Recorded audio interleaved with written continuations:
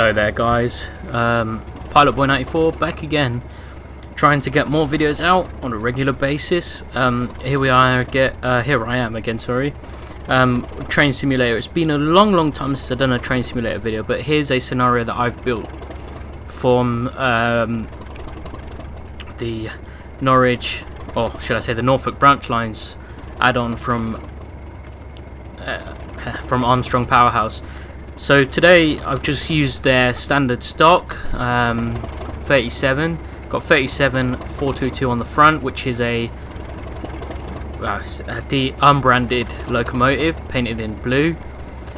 3 DRS Mark II coaches, including a brake coach, and DRS 37 405 on the rear.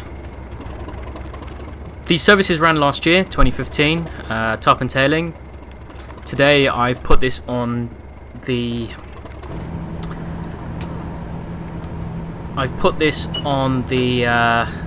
current timetable, the 2016 timetable for the 7:36 service from Norwich to Great Yarmouth. And from testing it, it seems to keep very well to the timetable. I've set all the stops for the timetable. The reason why I'm doing this particular service is because there's a request stop at Berny Arms. So here we are, departing. So toot of the horn because there's no buzzer on this train. Let's get the brakes released and we'll get going. And listen to the beautiful sound of the Class 15 as it thrashes away. I'm going to change to the passenger view so you can have a look at the, there's a DVT coming in. I've set this empty because there's a train service that starts a little soon. Listen to that noise though, it's pretty good, isn't it?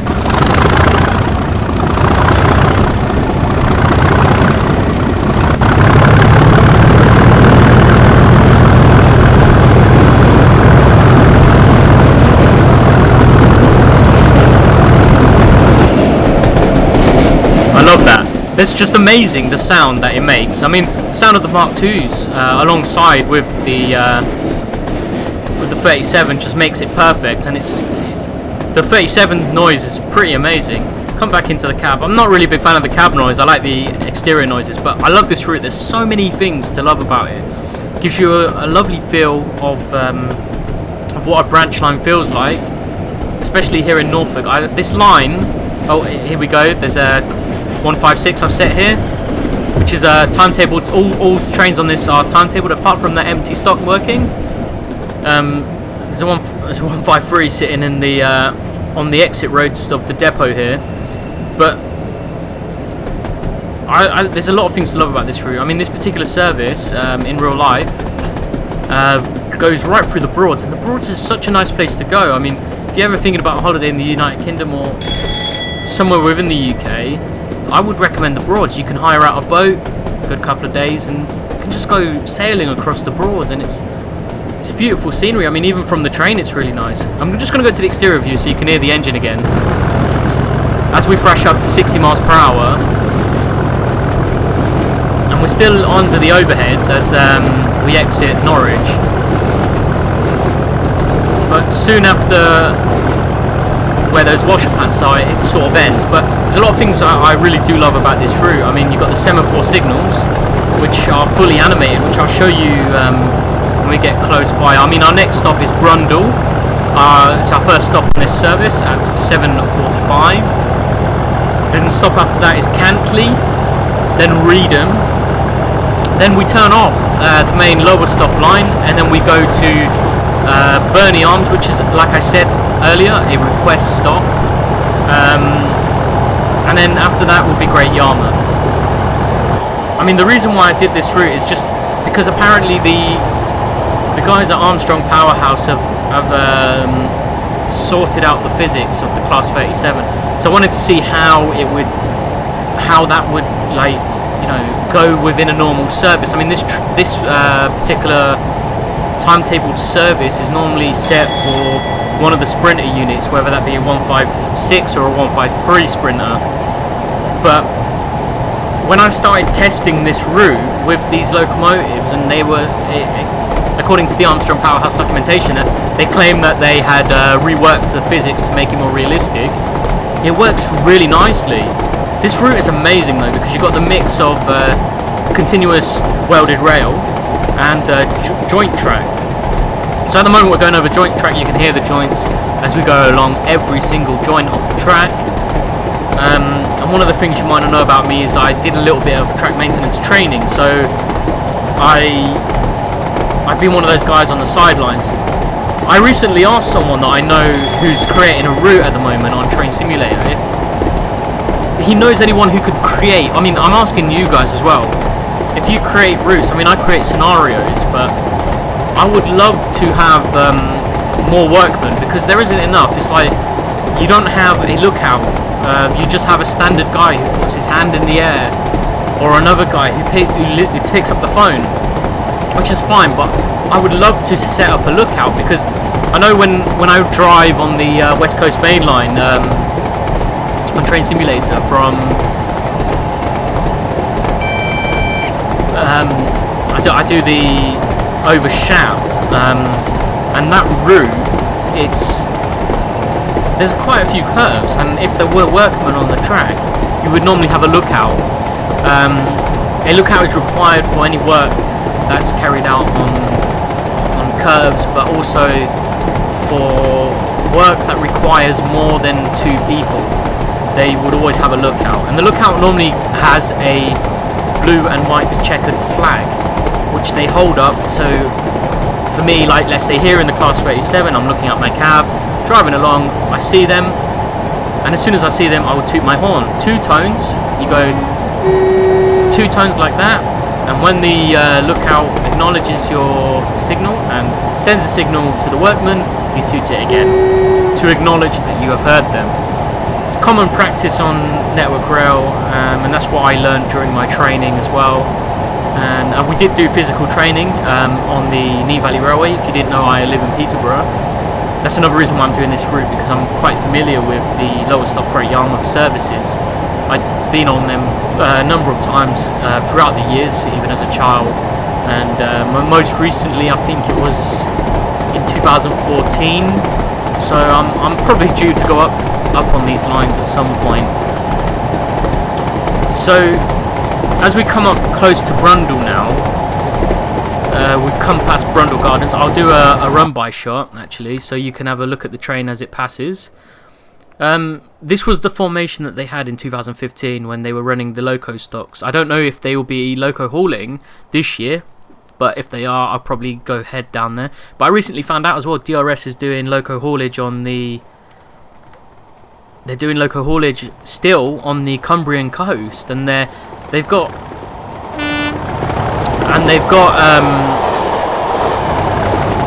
the old Mark II driving coaches there, which is now been painted up in DRS colours.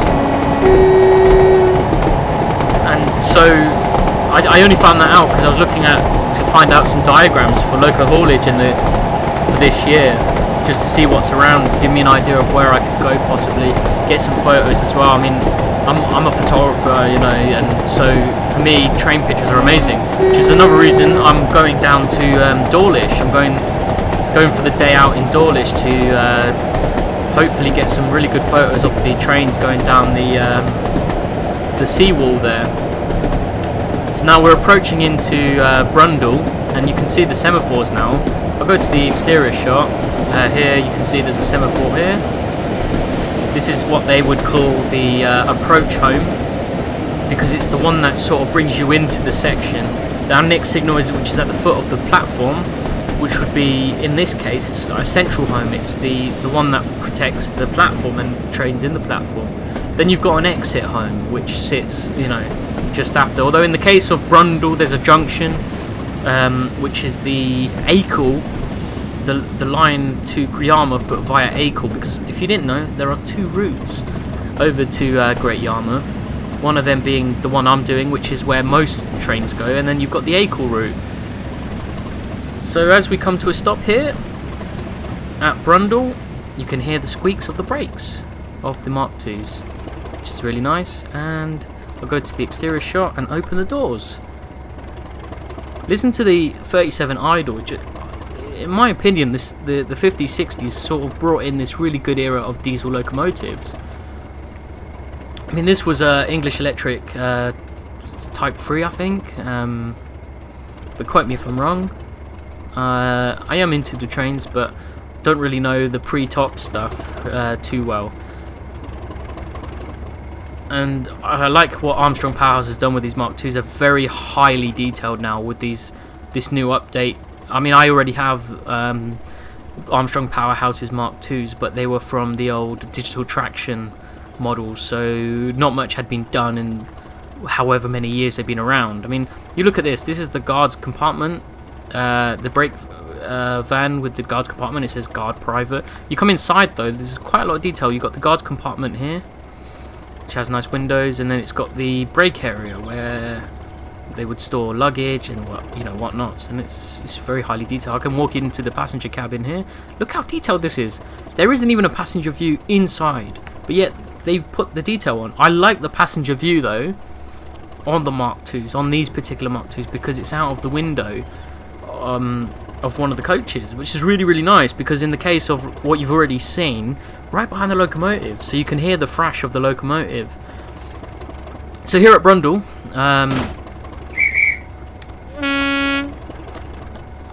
so I've just acknowledged the guard now, and I'm going to let this train go, and I'm going to show you what I mean by the semaphore. Everything about the semaphore has been animated, which is absolutely wonderful, because no one else has done it. So, full power on the train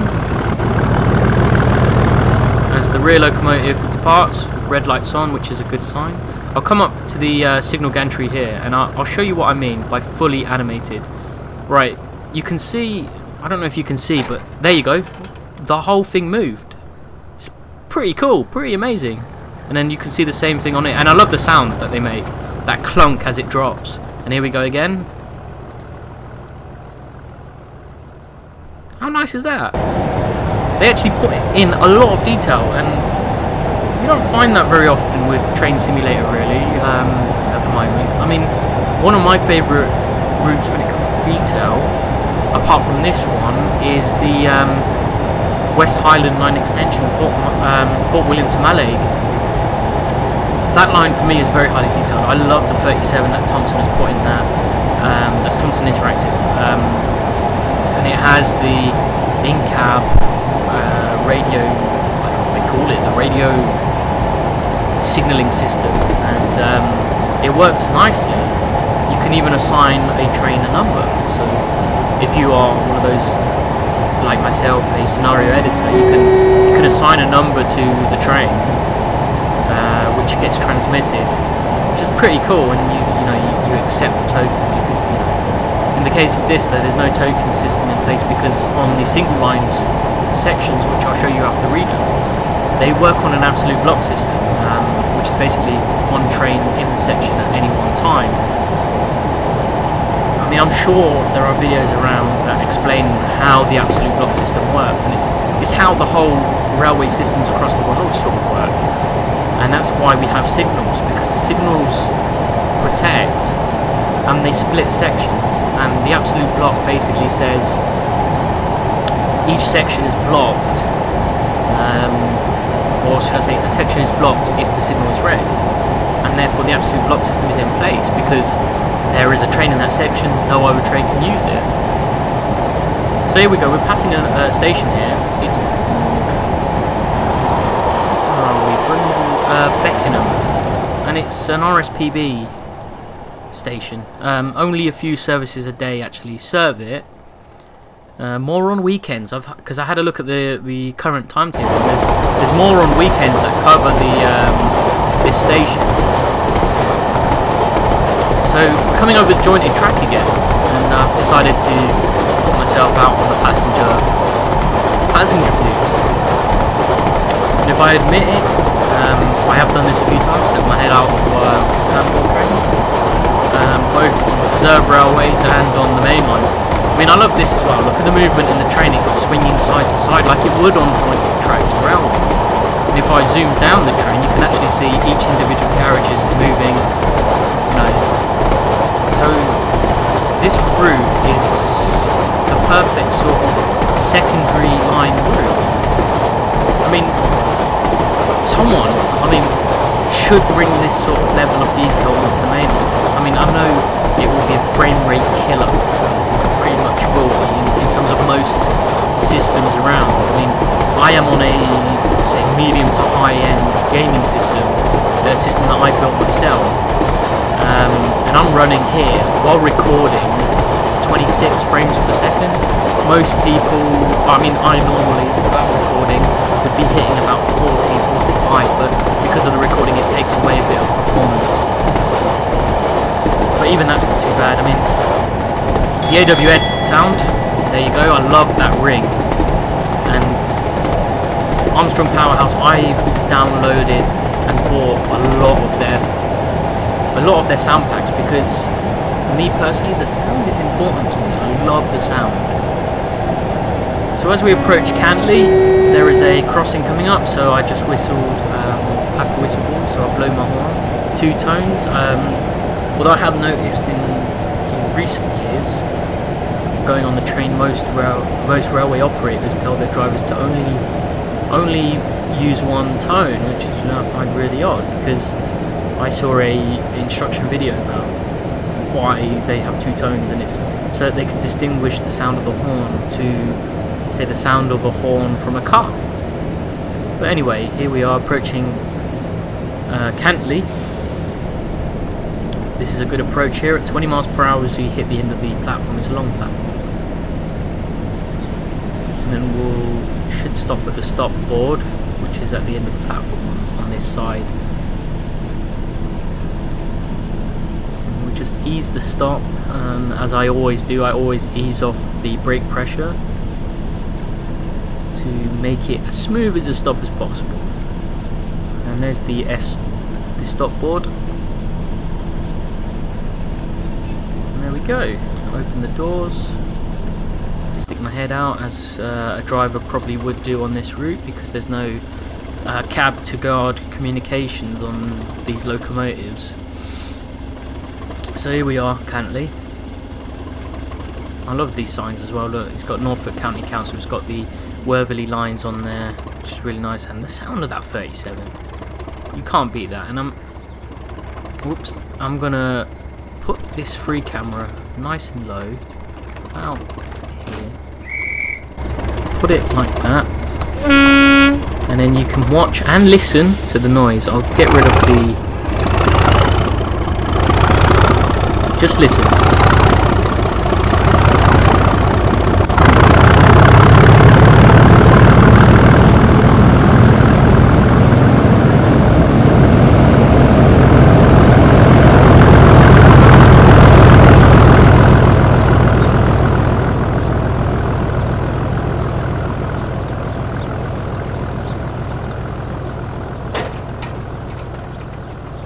And did you hear that, guys? The sound of the semaphore dropping, which is pretty cool. Whoops, I pressed the wrong button.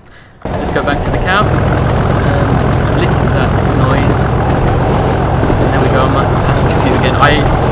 I'm obsessed with the passenger view here on this route. It's really good. And I hope you're enjoying this video as well. I might do another video soon where it's not me commentating and just do some passenger shots of various trains and route.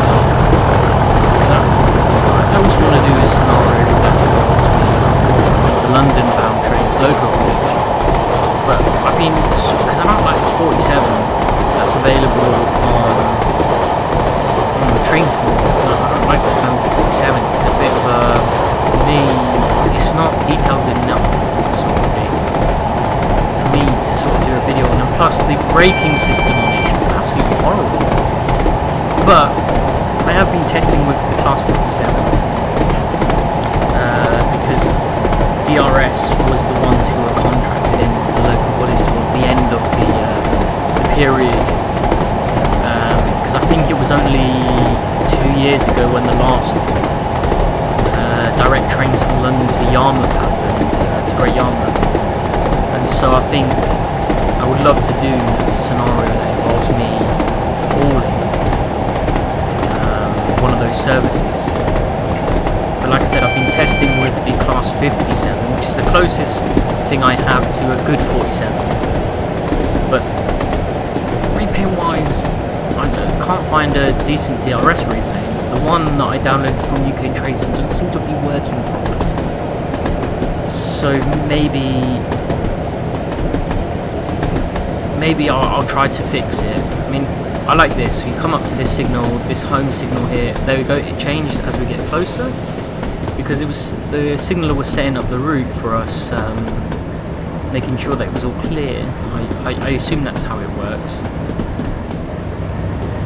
But I'm just going to jump to Reedham so you can watch the train stop in the station from the platform view. But yeah, like I said, I would love to do the haulage, but there's no 47s that... Well, there's no decent 47s on Train Simulator. So I hope I can do probably with 57, which is unrealistic, but at the same time, it's fine, really. But hopefully, like I said, I want to do another video as well where... Whoops.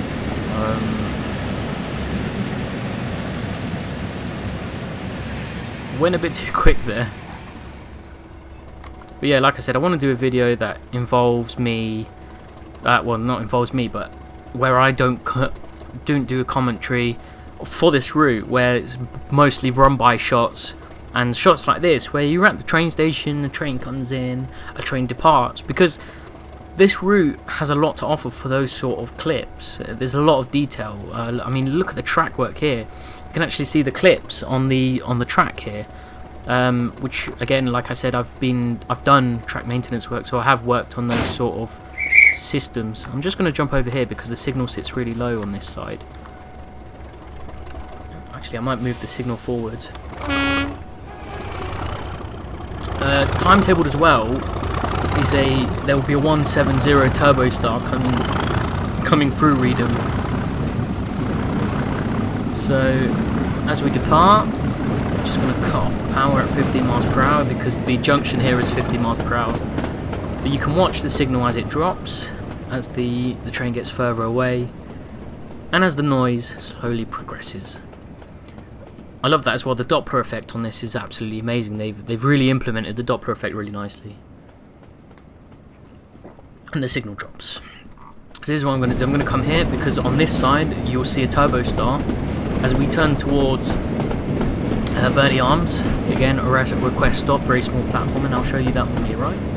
And we will see a turbo star coming from Lowestoft. It will be on this most right hand line, not the one that's full of weeds. That's why the signal is cleared as well. Just trying to stick to 15 miles per hour here.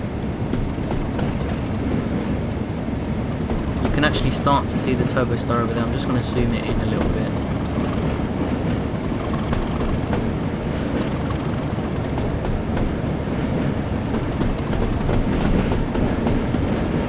We're on 60 miles per hour now, so we're just going to thrash the locomotive, that smoke as well. And there you go, there's this turbo star bound for Norwich,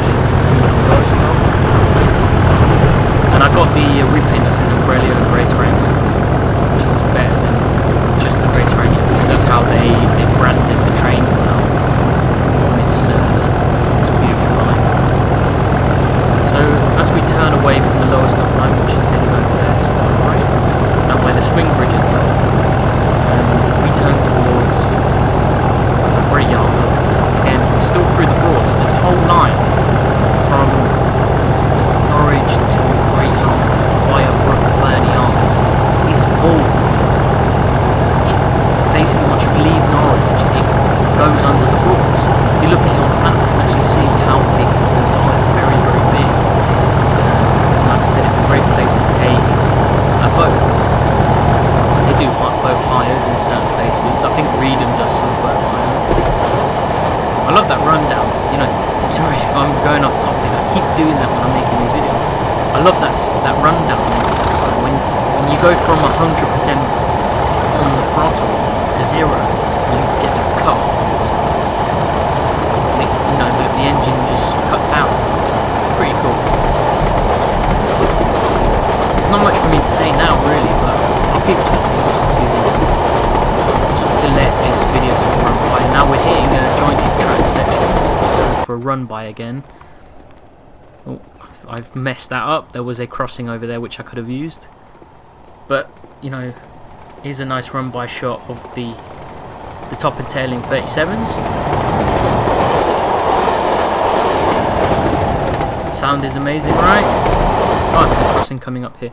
What I like about the crossings is the detail on the crossings, like these signs here.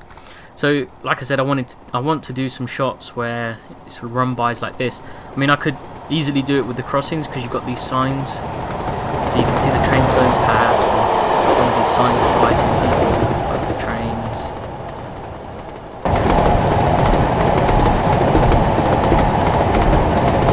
But yeah, I mean, I hope you're enjoying this video. I mean, this route is amazing, you know, and I'll urge anyone to buy it. Really, I've had this for a few weeks now. I've been working on a couple of routes, a couple of scenarios. I'm having trouble with starting trains from Great Yarmouth because for some reason it doesn't want to start trains from Great Yarmouth. So hopefully I can get around that and see what we can do, because I would like to do some return journeys as well. Maybe one that I can feature on this channel, going via Acon instead of coming via Reader. But we'll see what happens, really. Okay, so we're 0.6 of a mile from Berny Arms. I'm going to start slowing the train down because it's a very, very small platform. And with this particular train, I don't know about other units, but with this particular train, you have to get the stop perfect.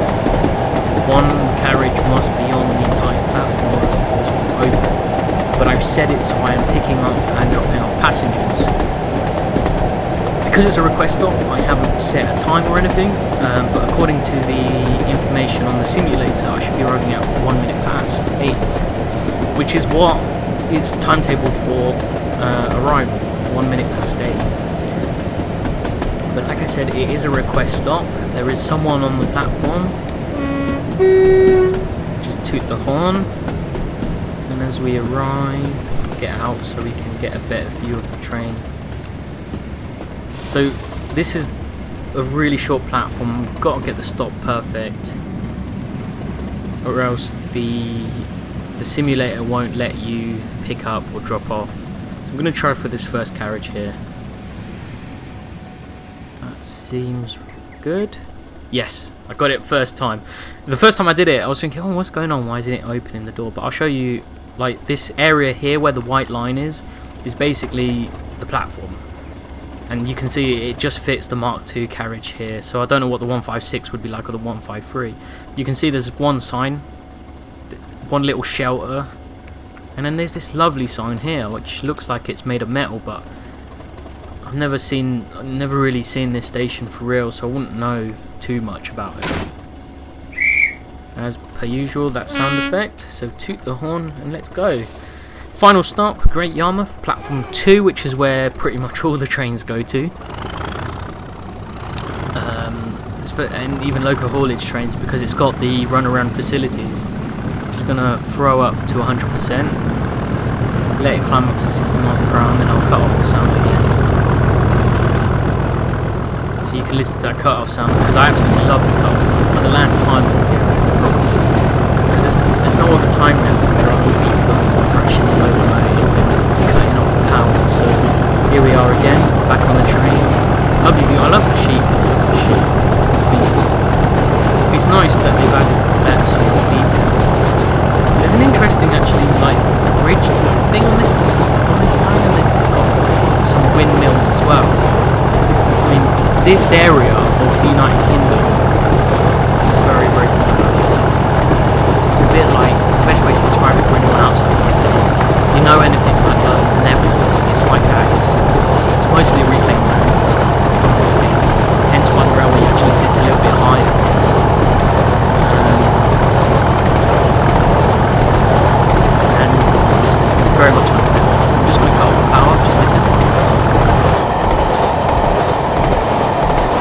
can even hear the turbo actually like winding back, because I believe that these engines are turbocharged as well.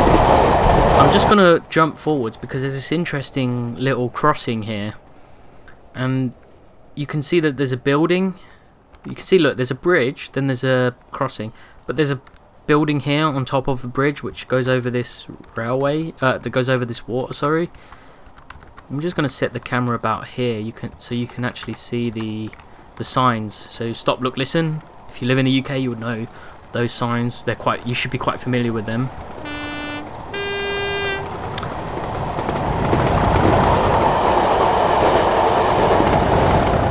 Nice authentic sounds, I love it.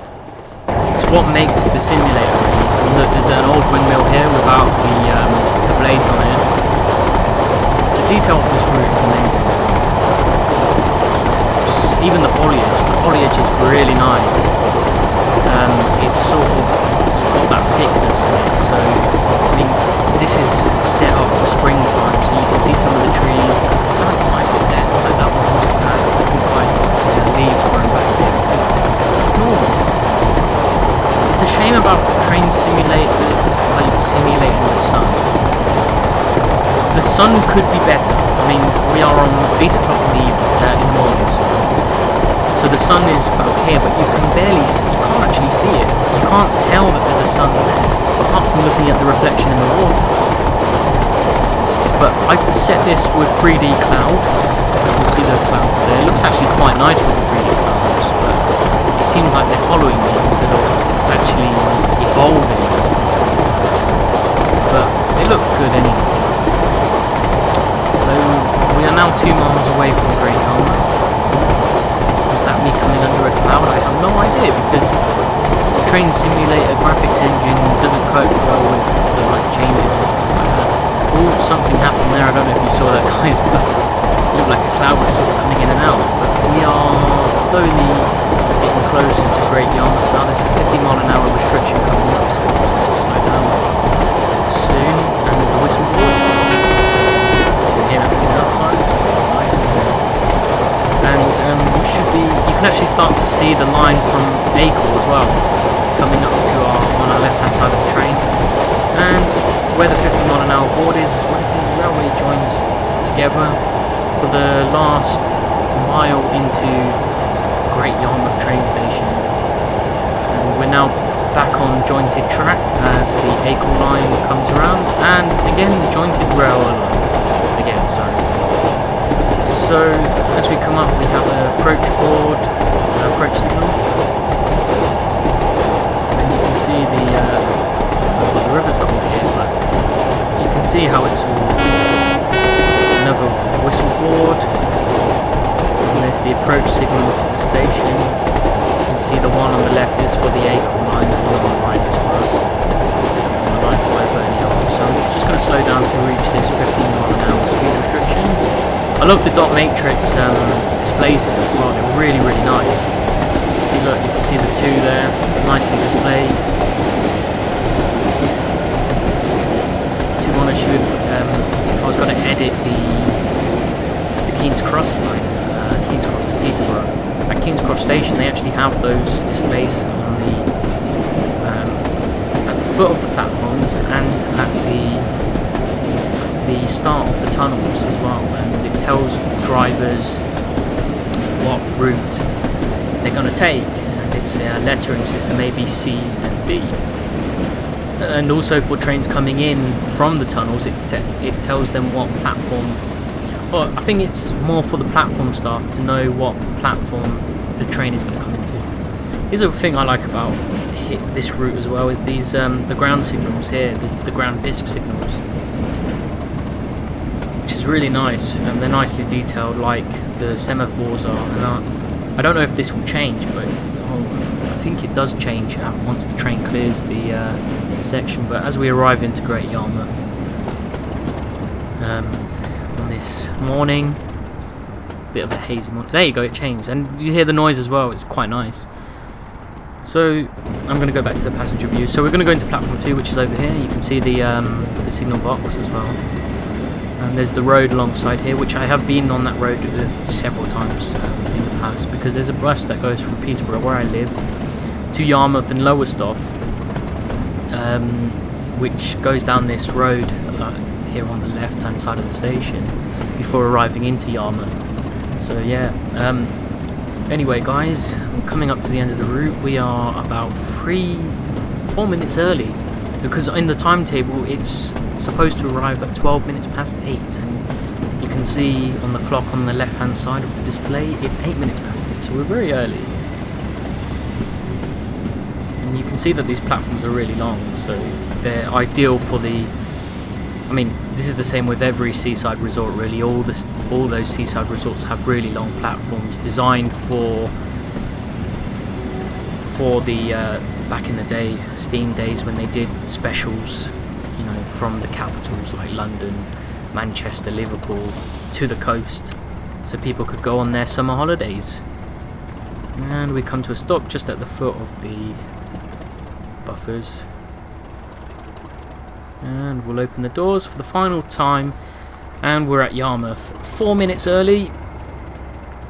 Yarmouth station's nicely detailed, except from these weeds that seem to be growing inside the station. I've been, like I said, the last time I was here was in 2014, and I remember this. There was a small cafe here. There was a waiting room, and yeah, I mean the station's quite nice. You come out here. I don't know why they bothered to put those there, but this is how I remember it. And to get to the centre, you just walk over that bridge. That's us finished now, and I hope you enjoyed this video. I hope I wasn't rambling on too much, but I think it's the best way to do these sort of videos. But I hope you enjoyed DRS 37s and Mark II carriages, and I hope to see you on another video, especially on this route, because it's amazing. So thank you very much for watching, and I hope to see you on the next one.